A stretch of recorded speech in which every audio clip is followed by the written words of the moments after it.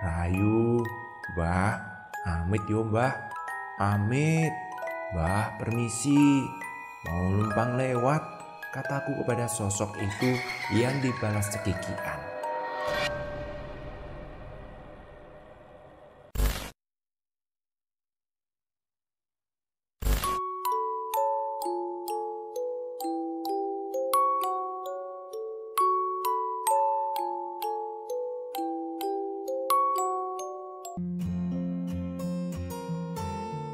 Assalamualaikum warahmatullahi wabarakatuh.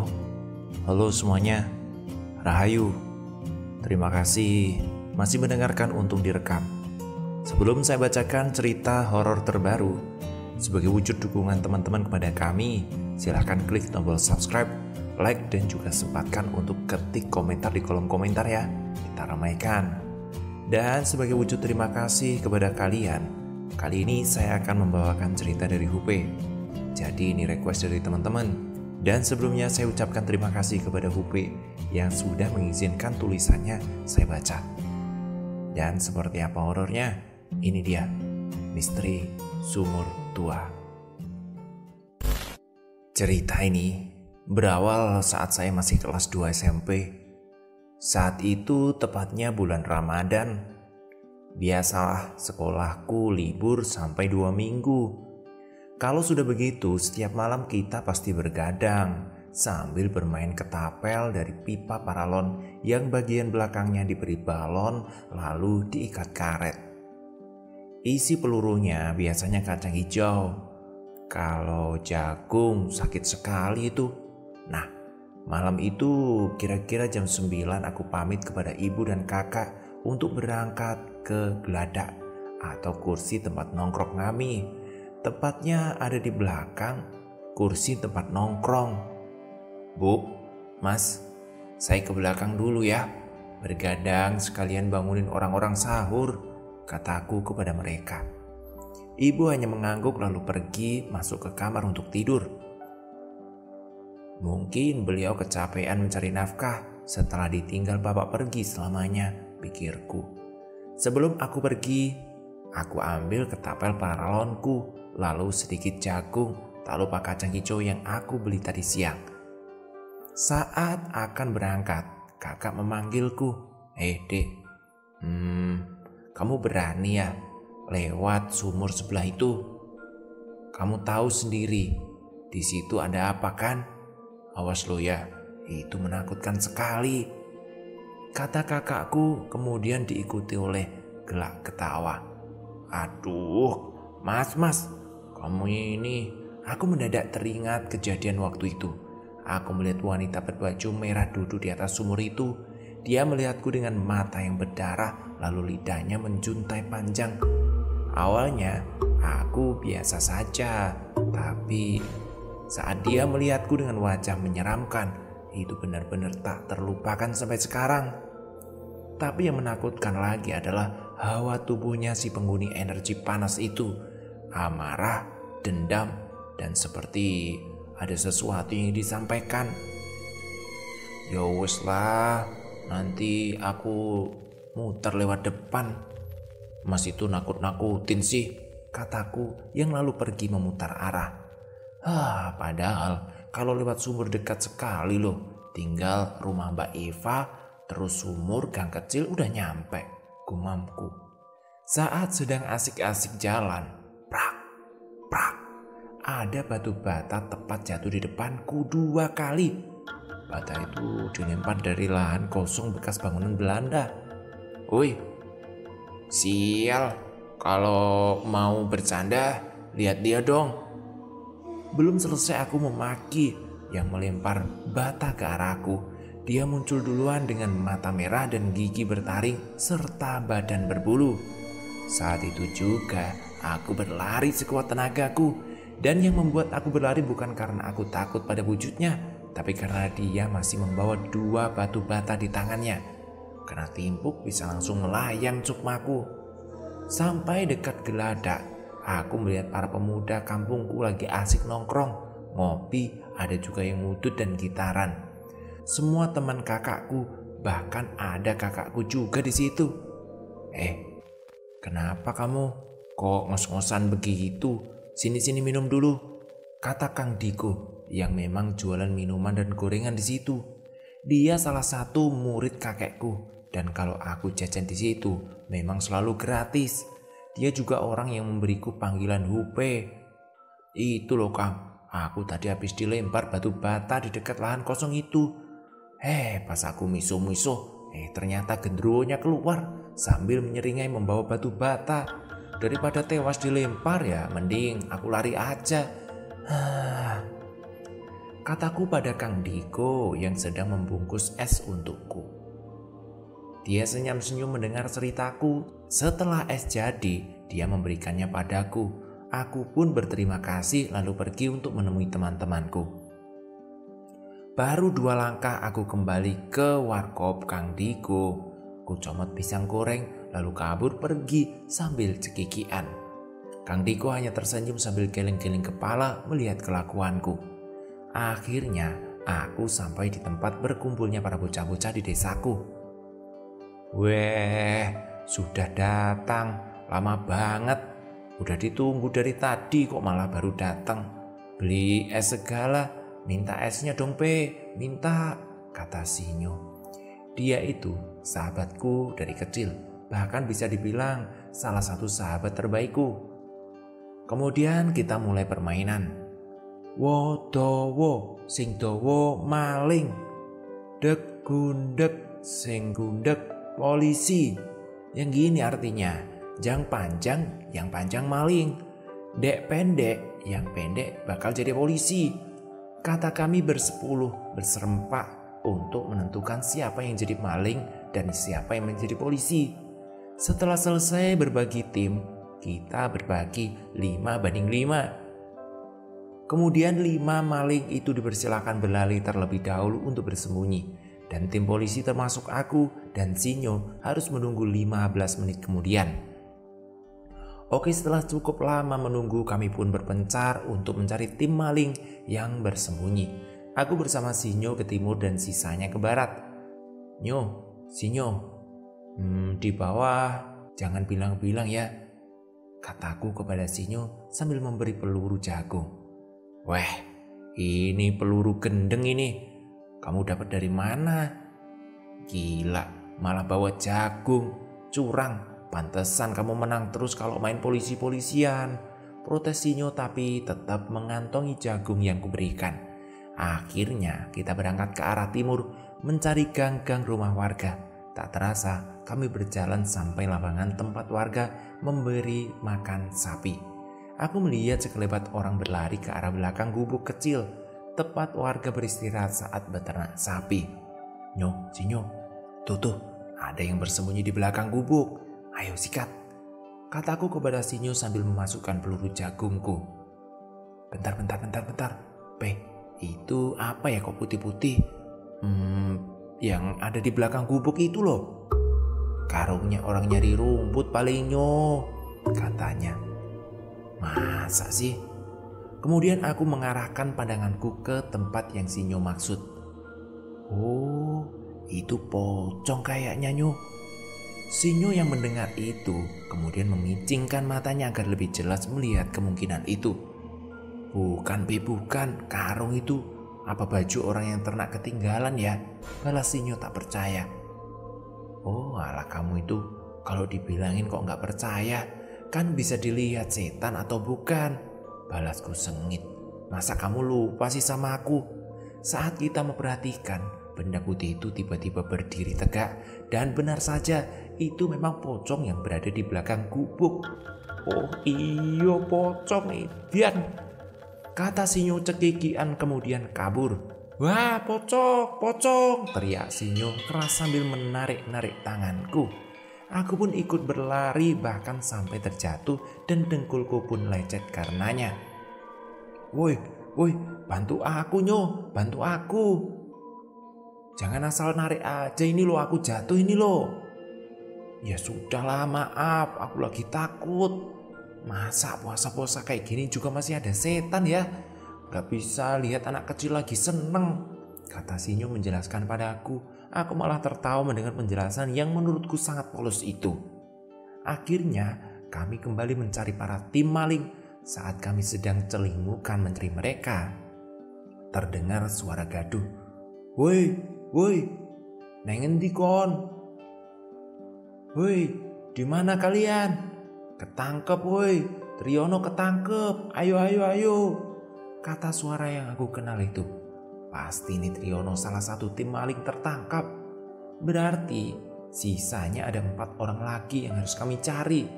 Nyo, mani ke kuburan gak? Cipeng ini biasanya suka sembunyi di kuburan. Dia mah gak takut sama demit, kataku memberi usul kepada Sinyo. Alah, moh, gak mau. Nanti ketemu setan lagi, masih takut aku su. Kata Sinyo sambil melotot, tanda dia kesal dengan usulanku. Wes lah, gak usah takut, gak apa-apa. Demi tim kita harus menang, kataku meyakinkan Sinyo sambil menarik tangannya.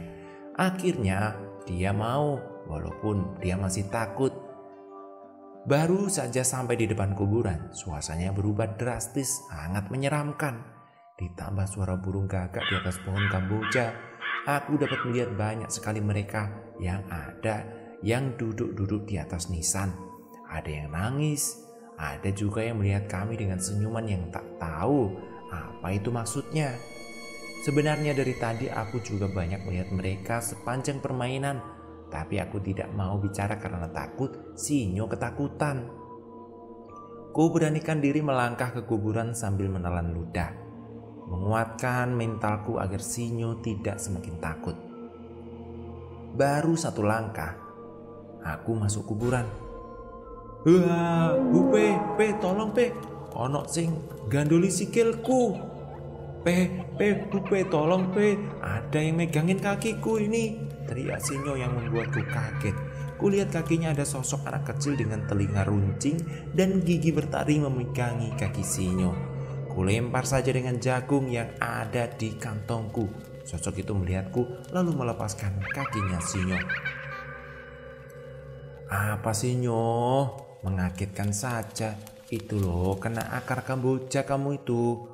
Penakut banget jadi orang Jawa, kataku pura-pura tidak tahu kalau memang Sinyo itu lagi dipegangin anak kecil. Aku pun melanjutkan masuk ke dalam kuburan. Terdengar suara orang yang berlari sedang menginjak dedaunan kering di sekitar kuburan. Cipeng itu, ayo kita kejar, kata Sinyo. Ku lepas peganganku pada Sinyo dan mengejar Cipeng. Tapi sayangnya dia menembaki aku lebih dulu dengan peluru kacang hijau dan berhasil lolos. Ingin ku kejar keluar kuburan, tapi seketika aku ingat dengan sahabatku Sinyo. Dia ternyata tidak ada bersama saat aku berlari. Kuputuskan kembali ke kuburan untuk mencari Sinyo. Aku melewati sosok-sosok yang sedang duduk di atas nisan. Ada juga yang menyisir rambutnya yang kusut itu. Rayu, Mbah, amit yo Mbah. Amit, Mbah permisi, mau numpang lewat, kataku kepada sosok itu yang dibalas cekikian. Saat aku membungkuk melewati arwah-arwah yang pasti lebih tua dari umurku itu, aku melihat Sinyo ngos-ngosan berlari, tapi berlari di tempat. Yang kulihat dia sedang berlari, tapi kepalanya dipegangi sosok entah apa. Tentu berkaki 4, memiliki ekor, telinganya runcing, kepalanya botak, entah itu siluman apa. Aku berlari menghampiri sahabatku. Ku tarik tangannya, tapi makhluk itu tak melepaskannya, malah menatapku marah, dan matanya kini berubah menjadi merah. Sebelum saya teruskan ceritanya, saya minta maaf ya. Banyak pembaca yang ingin cerita saya itu dihilangkan bahasa Jawanya, tapi maaf sekali lagi, saya nggak bisa menghilangkan identitas saya. Jadi orang yang tidak pernah melupakan asal-usulmu agar tidak lupa siapa sejatinya dirimu. Kita kembali ke ceritanya. Ku coba menarik tangan makhluk itu dari kepala Sinyo. Kulitnya terasa sangat kasar seperti kulit salak. Tapi usahaku sia-sia karena tenaga makhluk itu sangat kuat. Tak berputus asa, aku kembali menariknya dengan sekuat tenaga hingga akhirnya terlepas. Segera aku tarik Sinyo berlari keluar dari kuburan. Suaraku masih ngos-ngosan saat berlari. Mendadak suara mendesis.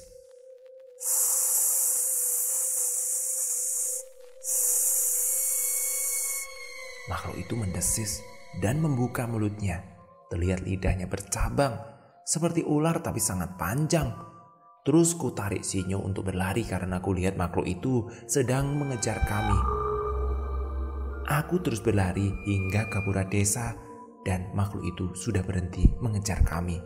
Aku langsung terduduk di atas aspal untuk beristirahat karena berlari cukup jauh dan juga masih merasa sedikit takut makhluk itu mengejar kami kembali. Kulihat sekeliling tidak terlihat makhluk itu mengejar kami.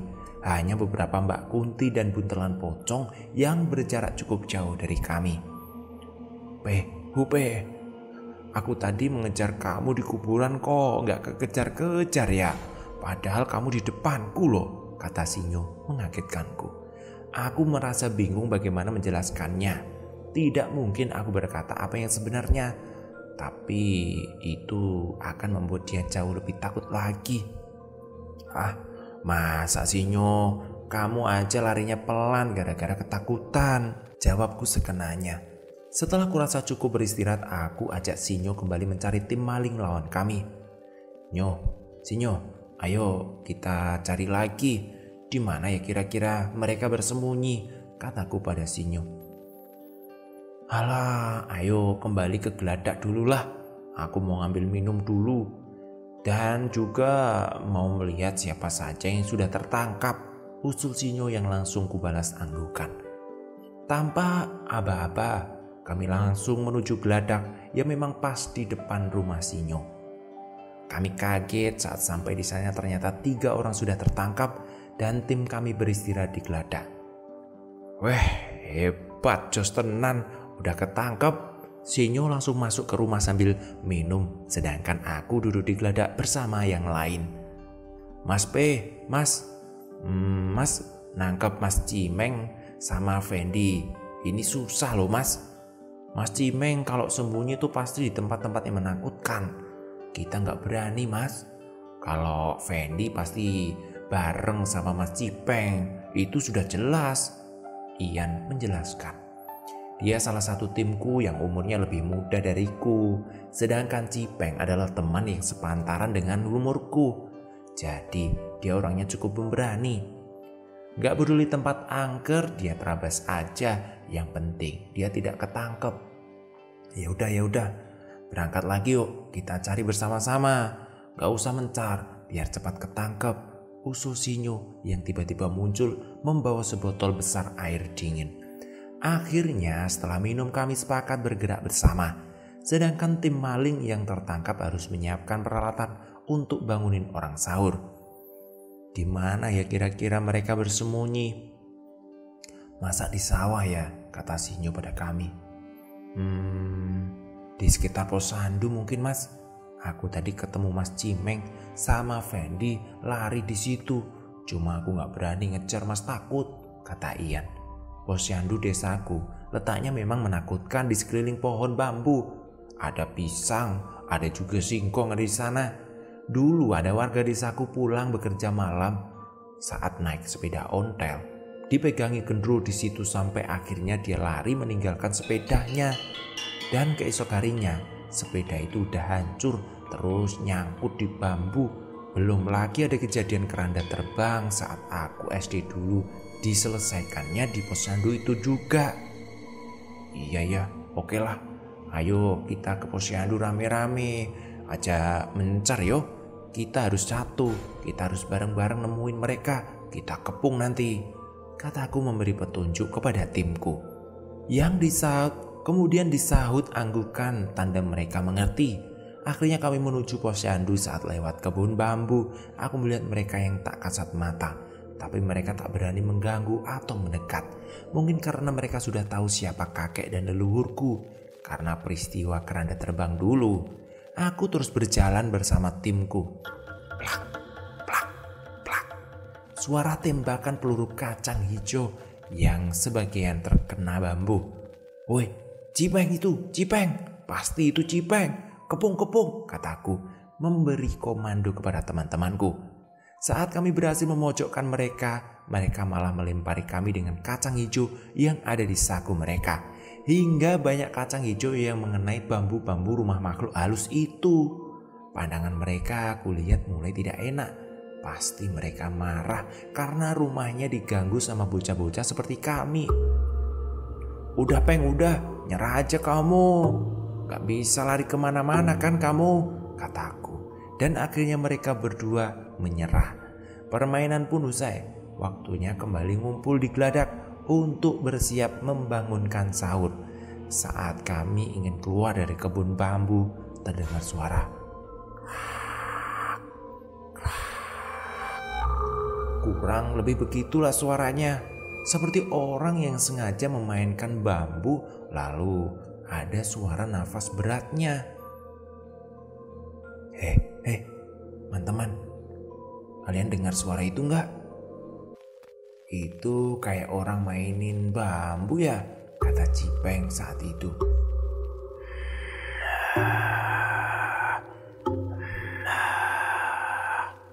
Suara itu juga terdengar semakin jelas, berada tepat di atas kami.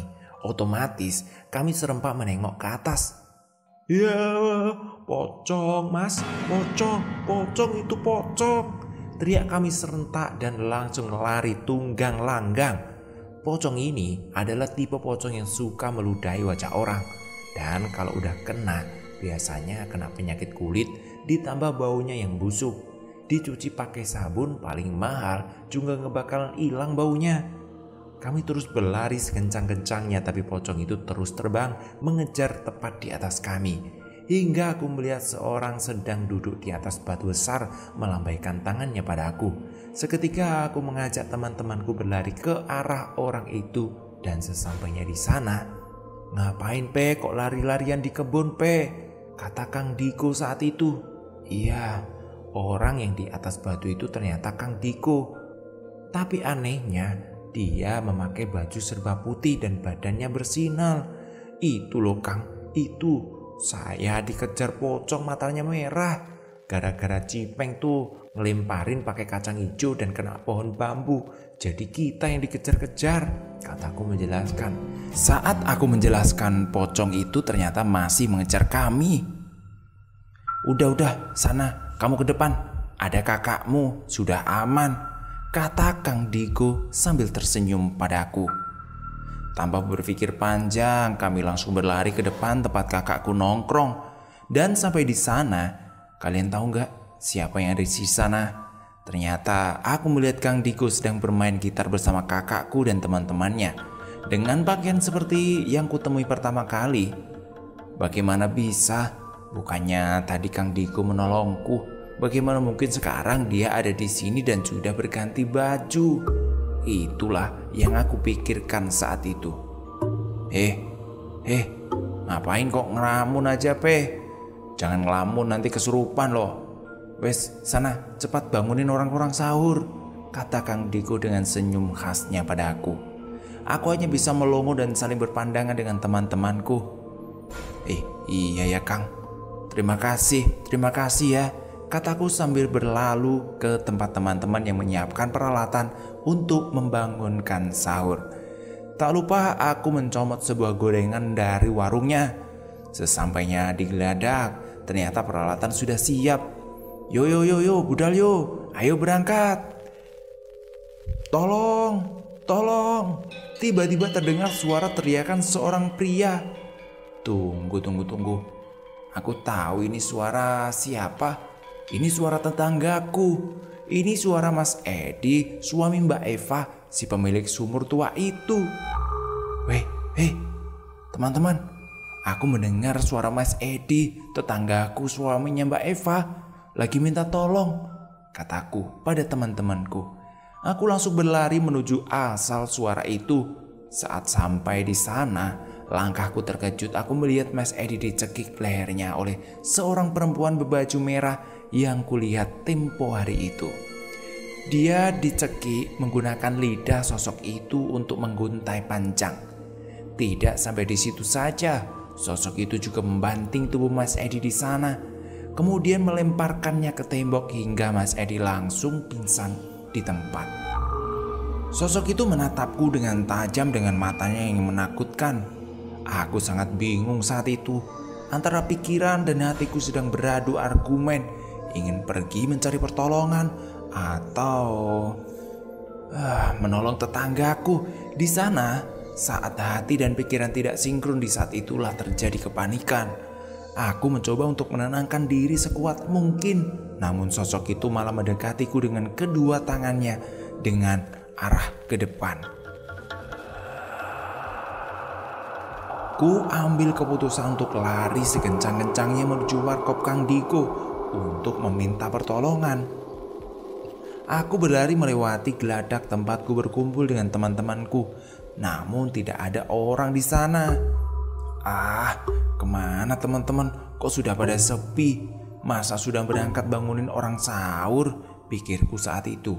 Aku terus berlari hingga akhirnya sampai di warkop Kang Diko dan langsung menceritakan apa yang terjadi kepada kakakku dan Kang Diko. Karena memang hanya tersisa mereka berdua di situ. Entah kemana pergi pemuda-pemuda lain. Mas, tolong.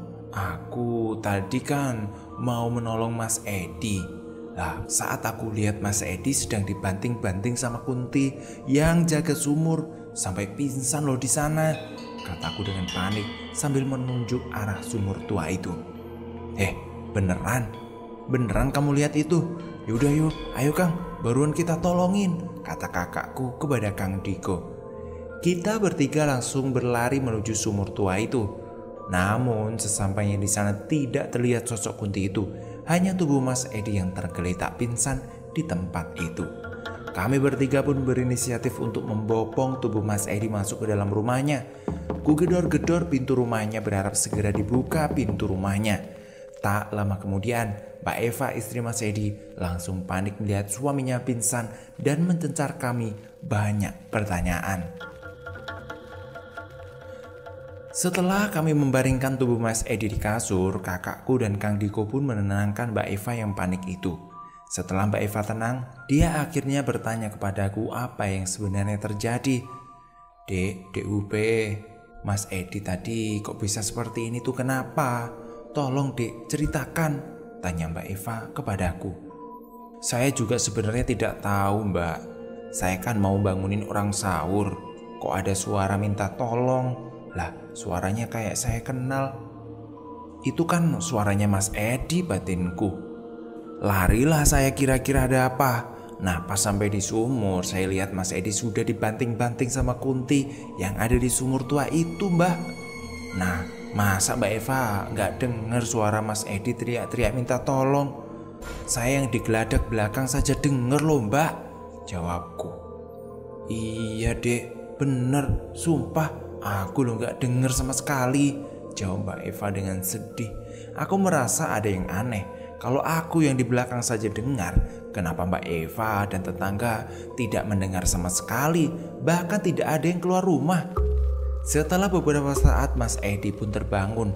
Dia sepertinya ingin menceritakan sesuatu, tapi dicegah oleh kakakku dan Kang Diko. Udah Mas, udah, gak usah cerita dulu. Besok saya kesini sama Hupe dan Daniel ya, kata Kang Diko. Aku melihat wajah Mas Edi mengisyaratkan ketakutan yang besar. Akhirnya kami bertiga pulang ke rumah masing-masing, termasuk Kang Diko yang tidak sempat menutup warkopnya tadi. Keesok harinya, warga desa digemparkan dengan berita Mas Edi. Entah siapa yang menyebarkan cerita itu, hingga membuat warga lain ketakutan sampai warga kampung pun mendengarnya. Warga kampung pun sempat menutup pintu jam 8 sampai 9. Dan ketika Isya sudah selesai, semua anak-anak mereka dilarang keluar.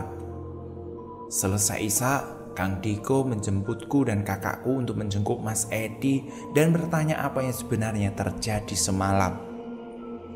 Saat di rumah Mas Edi, beliau tampak senang melihat kami datang. Mbak Eva langsung mempersilahkan kami duduk dan disusul Mas Edi yang terlihat sudah membaik dari segi fisik dan mentalnya. Silakan Kang, Mas, silakan masuk. Sebentar ya, saya bikinkan kopi, kata Mbak Eva kepada kami. Udah Mbak, udah, gak usah repot-repot Mbak, kata Kang Diko yang dibalas senyuman Mbak Eva lalu pergi membuatkan kopi. Akhirnya pembicaraan kami dibuka oleh Kang Diko yang langsung to the point saja ke Mas Edi. Jadi gimana toh ceritanya Mas? Kok bisa sampai segitunya kemarin? Kata Kang Diko. Gini loh Mas, gini.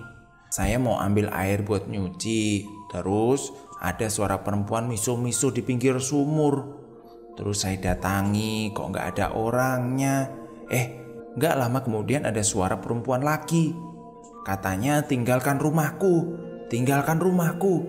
Ini rumahku. Lah, saya kan penasaran. Saya bilang ini rumahku. Siapa kamu? Keluarlah. Tiba-tiba ada perempuan baju merah rambut panjang, mukanya pucat, terus matanya nangis darah Mas. Saya kaget gak bisa gerak dan akhirnya teriak-teriak minta tolong itu. Lah malah saya dicekik lalu dibanting. Akhirnya udahlah, aku langsung pingsan di tempat Mas. Bangun-bangun sudah ada di kasur kemarin itu, Mas Edi menjelaskan. Kang Diko manggut-manggut tanda mengerti, sedangkan aku hanya diam saja mendengar cerita Mas Edi. Kemudian datanglah Mbak Eva membawa 4 gelas kopi di atas nampan. Monggo diunjuk, silakan, kata Mbak Eva sambil menyuguhkan kopi itu kepada kami. Iya matur suwun ya Mbak, terima kasih, kata kami serentak. Sampai aku menahan tawa. Kok bisa barengan begini ya mengucapin terima kasihnya. Setelah kami meminum kopi yang disuguhkan, Kang Diko memberi usul kepada Mas Edi dan Mbak Eva untuk masalah sumur tua itu. Mas Edi, Mbak Eva, nanti malam saya sama Hupe dan Daniel bergadang di sumur itu ya. Saya mau tahu apa maunya kuntilanak itu. Kok sampai menyelakai yang punya rumah? Kata Kang Diko pada Mas Edi dan Mbak Eva. Aku yang mendengar perkataan Kang Diko sambil minum kopi otomatis kaget dan tersendak. Sampai-sampai kopi yang ku minum keluar lewat hidungku. Mereka berempat malah menertawakanku.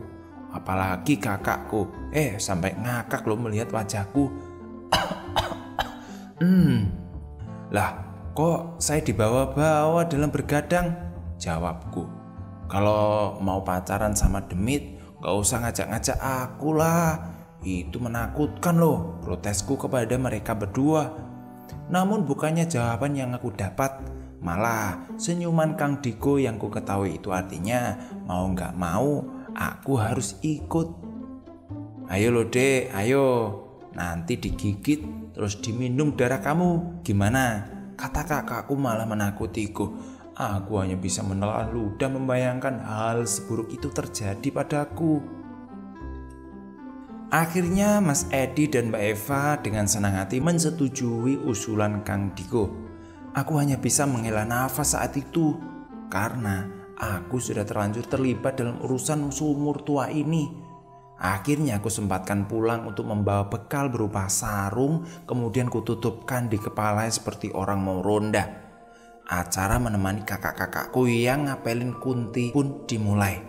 Kami bertiga duduk bersila di pinggir sumur. Kang Diko membawa kopi 1 termos ukuran sedang dan air putih 1 ceret entah untuk apa. Kupikir mungkin ini bekal agar kita tidak dehidrasi dan agar tidak mengantuk. Tapi anehnya gelas yang disediakan itu ada 4. Padahal kami kan bertiga. Tak butuh waktu lama terdengar suara cekikian dari dalam sumur. Sopo sing wani melok-melok urusanku? Kang Diko mencoba mendengarkan kembali suara apa itu. Siapa yang berani ikut campur urusanku? Diikuti suara ketawa itu. Aku Diko, muridnya Mbah Mus, cucu-cucunya Mbah Mus keturunan dari Mbah Seto, kata Kang Diko lantang sambil menunjukku. Muridnya Mus to tibake, putune Mus. Ojo akon-akon lah, tak payeteni kabeh kon. Muridnya Mus, cucunya Mus, jangan ngaku-ngaku lah. Saya bunuh kalian semuanya, jawab sosok itu dengan marah, dibarengi dengan munculnya 2 tangan pucat yang memegangi pinggiran sumur. Saat itu juga, udara yang awalnya dingin sejuk cemriwing berubah menjadi gerah panas. Aku pun merapatkan dudukku pada Kang Diko dan kakakku. Sosok Kunti itu pun terbang keluar dari sumur sambil cekikian. Sosok itu langsung melayang ke depan kami menunjukkan muka pucatnya dan mata yang mengeluarkan darah. Kang Diko pun langsung berdiri di depanku. Apa maumu? Hah? Apa maumu? Sampai berani-beraninya membuat celaka yang punya rumah ini, kata Kang Diko sambil bertolak pinggang. Jogo nen lambemu, iki omahku. Ket biyen iki omahku. Gak tak izini wong liya manggon ning kene liyane anak turunku. Ngerti gak awakmu? Tiba-tiba aku teringat sesuatu. Sosok itu mirip dengan foto yang ada di album foto milik Mbah Kung. Kuperhatikan dengan seksama muka pucat dengan mata yang terus meneteskan darah itu. Benar, itu adalah Mbah Suprap, tetangga Mbah Kung dulu, si pemilik rumah ini yang akhirnya meninggal karena sakit keras. Kejadian ini sebelum aku dan kakakku lahir. Aku dulu pernah diceritakan Mbah Kung tentang teman-temannya termasuk Mbah Suprap ini, yang sebenarnya itu adalah cinta pertama Mbah Kung. Tapi takdir tidak memihak karena Mbah Kung harus menjalani tirakatnya menyepi selama 3 tahun di dalam hutan.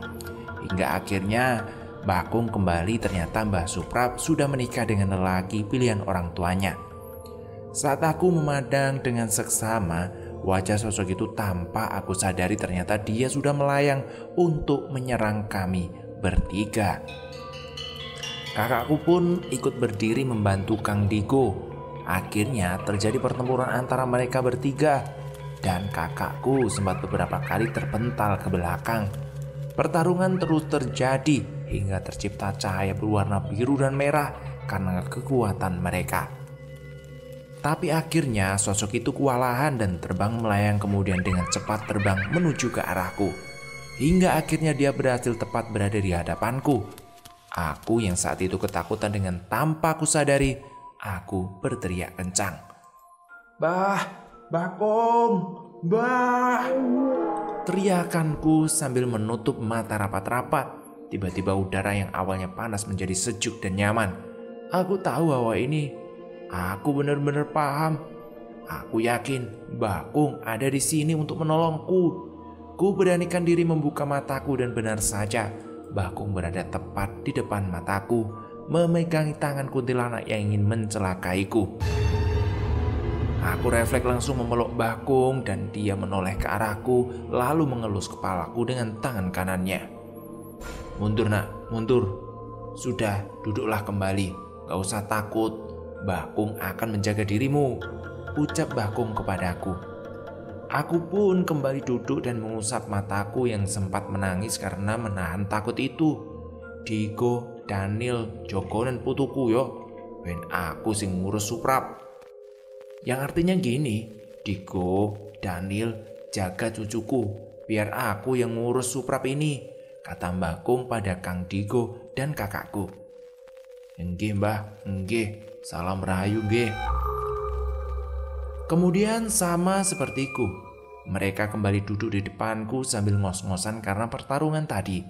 Prap, ada apa kok kamu sampai mau menyelakai cucu dan muridku? Kata Mbah Kung kepada sosok kuntilanak itu. Namun kuntilanak itu tak menjawab dan hanya memandangi Mbah Kung. Lalu akhirnya sosok itu bersuara. Mus, iki bener awakmu. Ini tuh bener kamu Mus, kata sosok itu. Iya Prap, iya, ini aku Mus. Itu yang kecil sama yang gemuk cucuku. Lah terus yang kurus itu tuh muridku, terang Mbah Kung. Mus, ini itu rumahku Mus. Ini rumahku. Kok bisa ada orang lain yang menempati? Aku gak ikhlas Mus. Aku gak rela, gak terima kalau rumahku itu ditempatin orang lain, kata sosok itu kepada Mbah Kung. Begini loh Prab, begini. Saya ceritakan, jangan emosi dulu ya, kata Mbah Kung. Saat Mbah Kung akan menjelaskan, tanpa kusadari aku pun menyela pembicaraan mereka dengan berbicara pada Kang Digo dan kakakku. Udah pulang aja lah, bukannya cepat diselesaikan malah pacaran, kataku sambil menyeruput kopi. Kang Digo dan kakakku langsung menatapku tajam dan berakhir mendapat citakan keras dari kakakku. Aduh, opo sih kak? Kenapa sih kamu citak? Kataku kepada kakak. Makanya kalau ada orang tua ngomong jangan dipotong, gak sopan itu namanya. Sakit ya, syukurin. Aku hanya manggut-manggut sambil mengelus kepalaku yang sakit. Mbah Kung sempat menengok ke arahku, kemudian kembali menjelaskan kepada Mbah Suprap tentang masalah rumahnya. Jadi gini loh Prap, anakmu dulu itu memang menempati rumah ini. Nah kan gak kuat, karena di desa ini masih banyak demit yang suka mengganggu manusia. Nah akhirnya anakmu menjual rumah itu terus pindah ke kota. Nah sekarang yang menempati itu orang yang sudah membeli rumah ini dengan sah, jelas Mbah Kung. Tapi Mus, aku masih gak rela kalau rumahku masih ditempati orang lain. Karena rumah ini warisan dari orang tuaku, kata sosok Kunti, Mbah Suprap, yang masih kekeh dengan pendiriannya.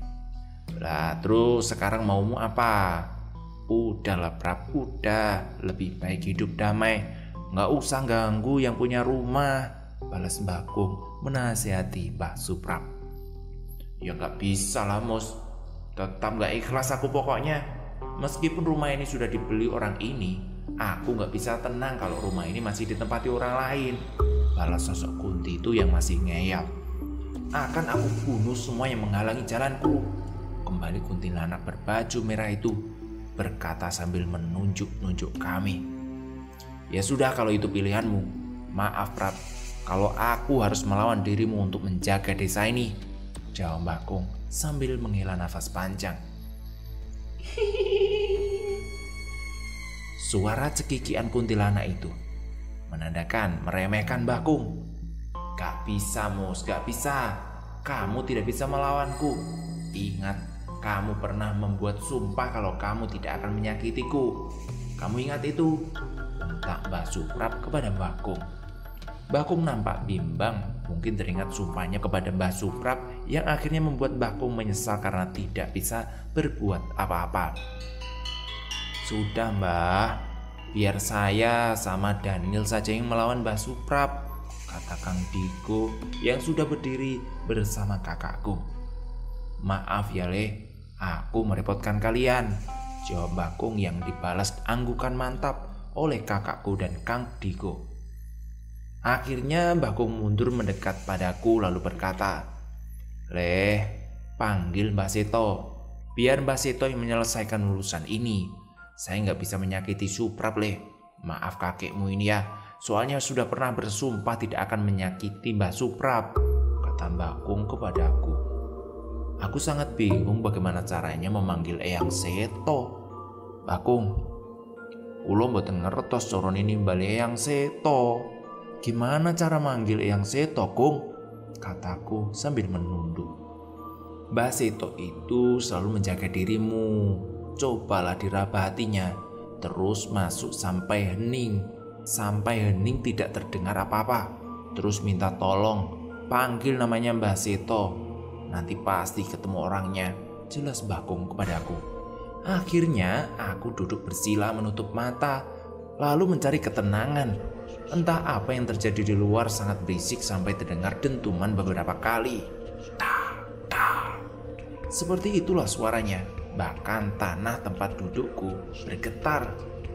Hah, gimana aku bisa tenang Kung kalau kayak gini? Kubuka mataku penasaran apa yang sebenarnya terjadi. Ternyata kakakku dan Kang Digo kembali bertarung dengan sosok Kunti Mbah Suprap. Tapi kali ini lebih dahsyat karena sampai menimbulkan getaran pada tanah di saat kekuatan mereka bertabrakan.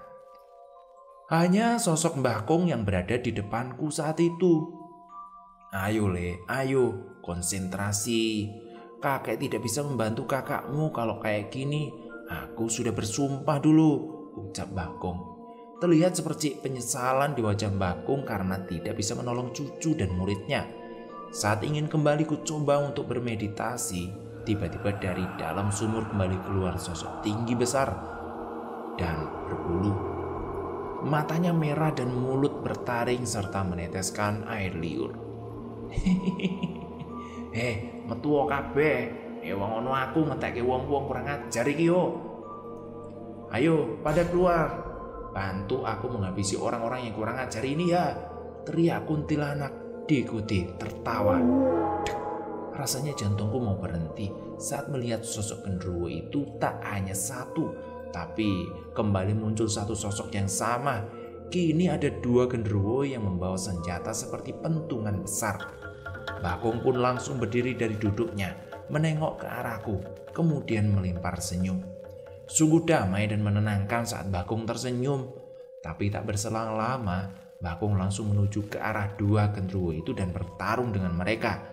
Sungguh saat aku mulai bingung, ingin membantu mereka tapi aku belum banyak mengerti soal ini. Akhirnya aku putuskan untuk kembali mencoba memanggil Eyang Seto. Ku tarik nafas dalam-dalam dan mencoba menenangkan diri dan berpikir. Ku pejamkan mata dalam-dalam. Ku cari ketenangan dalam suasana mencekam seperti ini. Ku abaikan tanah yang bergetar. Terlihat seperti tirai besar yang mulai terbuka satu demi satu. Lalu kemudian yang kulihat hanya gelap dan tenang. Terlihat sebuah cahaya kecil seperti sebuah lampu di dalam kegelapan. Ada seseorang yang duduk bersila di bawah cahaya itu. Aku berlari menuju orang itu. Akhirnya kamu bisa masuk ke sini juga, Le. Tidak usah dijelaskan, aku sudah tahu semuanya. Udah, ayo ikut Eyang, kata orang itu. Iya, dia adalah leluhurku. Lebih tepatnya adalah Eyang Seto, orang yang selalu menjagaku di saat genting. Beliau menggenggam tanganku lalu membawaku terbang. Aku pun membuka mataku. Saat itu aku kembali ke dunia di mana pertarungan masih terjadi. Langit malam yang cerah berubah menjadi berawan. Angin pun mengembus kencang. Suara gemuruh awan di atas kepalaku. Udara menjadi dingin dan seketika aku mendengar suara yang menghentikan pertarungan antara Bakung melawan genderuwo. Begitu juga pertarungan sosok Kunti Mbah Suprap itu melawan Kang Digo dan kakakku. Semuanya membungkuk, memberi hormat kepada sosok yang kini berdiri di depanku. Berbaju putih, gelang emas di lengan dan pergelangan tangannya. Sudah berhenti. Satu kalimat dari Eyang Seto, suara menggelegar. Semua menatap sosok Eyang Seto yang memiliki mata sangat hitam tanpa pinggiran putih. Mata hitamnya seperti jurang yang tanpa dasar, dalam sekali seperti kegelapan malam. Seketika semua memberi salam kepada sosok Eyang Seto. Rahayu Eyang, kata mereka serempak. Rahayu, muga-muga seger waras, gak ono apa-apa yo. Rahayu, semoga selalu sehat dan tidak ada apa-apa, ucap Eyang Seto sambil mengangguk. Saat Eyang Seto memberi salam, kedua genderuwo yang tadi bertarung dengan Bakung tiba-tiba saja menghilang. Mereka pergi seperti sedang ketakutan. Entah kemana mereka pergi. Eyang Seto hanya menatap mereka pergi lalu kembali menatap Mbah Suprap. Sudah selesai. Sudah berhenti semuanya ya. Suprap, kesini kamu. Saya tunjukkan akar permasalahannya. Kembali Eyang Seto berkata dan menyuruh sosok Mbah Suprap untuk mendengarkannya. Sosok itu pun terbang menghampiri Eyang Seto yang berdiri di depanku sambil melipat kedua tangannya di dada. Le, ikut aku sekalian yo, ajak Eyang Seto kepadaku. Aku pun berdiri dan menghampirinya. Kemudian Eyang Seto memegangi kepalaku. Tutuplah matamu, Le. Jangan dibuka sebelum saya suruh. Paham? Suruh Eyang Seto kepadaku. Tanpa banyak bertanya, aku langsung memejamkan mata. Tangan Eyang Seto yang awalnya berada di depanku kini berpindah memegangi leherku. Dielusnya 3 kali lalu kemudian kembali tangannya memegang kepalaku, tepat di atas umbun-umbunku. Tak berserang lama aku merasa ada yang aneh dalam tubuhku. Aku merasa tubuhku sangat ringan seperti tidak memiliki beban. Dan rasanya hukum gravitasi tidak berpengaruh padaku. Pegangin, jangan sampai jatuh ya. Terdengar suara berisik sekali. Entah apa yang terjadi, aku mulai berani membuka mataku. Karena Eyang Seto belum menyuruhku membuka mata. Baru saja aku menggumam dalam hati, "Udah Le, bukalah matamu." Terdengar suara Eyang Seto berbicara kepadaku. Ku buka mataku perlahan. "Ya Allah, ya Gusti, kok bisa seperti ini? Apa aku sudah mati?" Ucapku kaget. Bagaimana tidak, saat aku membuka mata aku bisa melihat tubuhku tergeletak di tanah sambil dipegangi kakak dan Kang Diko. "Wes, gak apa-apa, aku mau narik sukmo ben awakmu melu aku. Gak usah wedi, yen mari engko awakmu iso balik maneh kok neng rogomu." "Sudah gak apa-apa, aku hanya menarik sukmamu biar kamu bisa ikut. Tidak usah takut, kalau sudah selesai nanti kamu bisa kembali kok ke ragamu," ucap Eyang Seto seakan mengerti kebingunganku. "Enggak Yang, enggak." Eyang Seto tersenyum kepadaku lalu menggandeng tanganku. Aku sudah siap kemanapun aku akan dibawa. Aku sangat percaya dengan Eyang Seto. Bahkan tidak ada keraguan sedikit pun kepada beliau. "Mus, saya tinggal dulu sebentar yo. Titip raga cucuku, jangan sampai kenapa-napa," Eyang Seto berpesan kepada Mbah Kung. Mbah Kung hanya mengangguk sambil menempelkan kedua telapak tangannya ke depan mukanya. Lalu Eyang Seto menatap ke depan, meluruskan tangan kiri ke depan sambil membuka tangannya. Sedangkan tangan kanan beliau itu masih menggenggamku. Kulihat di sebelah kiri beliau ada sosok Mbah Suprap yang tadi memang diajak Eyang Seto untuk ikut dengannya. Tapi tunggu, dia sudah tidak berwujud seperti kuntilanak. Kini wujudnya seperti nenek-nenek dengan rambut putih yang bersanggul. Kemudian dihiasi dengan selendang kuning di pinggangnya. Lebih baik seperti itu wujudnya. Tidak menyeramkan batinku. Aku kembali fokus dengan apa yang dilakukan oleh Eyang Seto. Tiba-tiba di depan kami muncul lingkaran yang sangat terang dan Eyang Seto menggandengku masuk ke dalam lingkaran itu. Saat di dalam, yang terlihat hanya cahaya terang sampai membuatku menutup mata karena silau. Saat aku menutup mata, masih saja terasa silaunya. Aku menggunakan lengan kananku untuk menutupi kedua mataku. Hingga cahaya itu meredup, aku pun membuka mataku. Kembali aku dibuat kaget. Aku berada di suatu tempat yang suasananya sangat aku kenal. Iya, ini desaku, tapi ada yang aneh. Rumahku yang masih terbuat dari anyaman bambu dan setengah tembok. "Eyang, ini di mana Yang?" tanyaku kepada Eyang Seto. "Ini desamu Le, tapi masih zaman dulu," jelas Eyang Seto padaku. Aku berpikir keras bagaimana mungkin aku bisa kembali ke masa lalu. Apa ini yang disebut dengan perjalanan spiritual? Hanya itu yang kupikirkan saat itu. "Ayo Le, ayo Prap, kemari," ajak Eyang Seto kepadaku dan juga Mbah Suprap. Aku diajak ke sebuah rumah yang aku tahu betul itu adalah rumah Mbah Suprap. Karena bangunannya tidak berubah sedikit pun, hanya warna catnya saja yang berbeda. Aku melihat rumah itu dihuni sepasang suami istri yang hidup bahagia menurutku. Tapi ketika malam, kedua penghuni rumah itu diganggu dua sosok genderuwo. Genderuwo itu seperti yang bertarung dengan Eyang Seto tadi batinku. Genderuwo itu mengganggu dengan cara menindih, mengacak-acak dapur, bahkan berubah menjadi sosok suami untuk melakukan hubungan intim dengan istri. Akhirnya sepasang suami istri pun tidak kuat dan menjual rumahnya. Kemudian rumah itu dibeli oleh Pak Iskandar, orang tua Mbak Eva dan mertua Mas Edi. Setelah rumah itu terjual, pasangan suami istri itu pergi entah kemana. Ternyata suami istri itu adalah anak Mbah Suprap dan suaminya. Kemudian Eyang Seto kembali membuka portal dan masuk ke dalamnya. Aku dan Mbah Suprap langsung mengikuti beliau.